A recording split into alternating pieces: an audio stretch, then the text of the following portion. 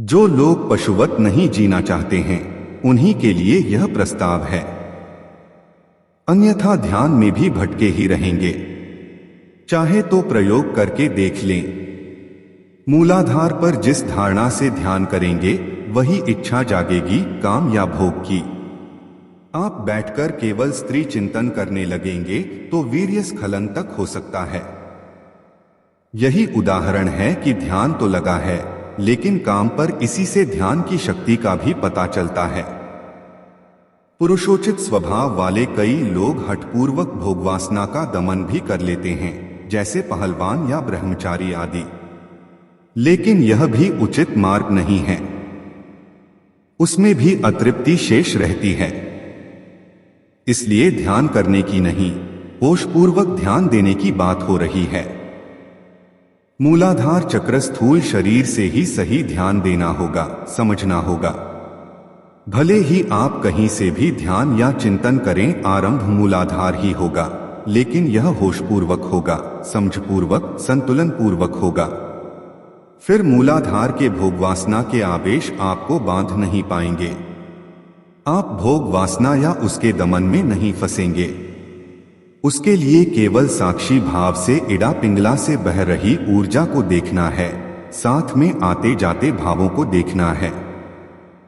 देखते ही देखते भाव विलीन होते हुए दिखेंगे, आते रहेंगे और विलीन होते रहेंगे। एक स्थिति के बाद भाव तो आएंगे लेकिन उनमें दबाव नहीं होगा, न भोग वासना का न दमन का। यही संतुलन है।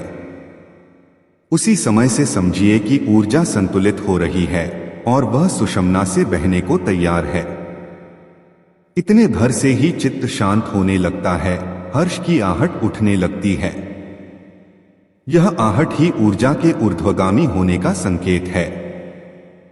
अभी मूलाधार चक्र जागृत नहीं हुआ है, सुषुम्ना नाड़ी से ऊर्जा नहीं बह रही है, फिर भी मन में कुछ अच्छा सा लगने लगता है। यह अच्छा लगना ही स्वाधिष्ठान चक्र को झंकृत कर देता है। स्वाधिष्ठान चक्र से जुड़े भाव शरीर में भंगिमाएं बदलने लगते हैं। ईर्ष्या, द्वेष, हिंसा, क्रोध शांत होने लगते हैं।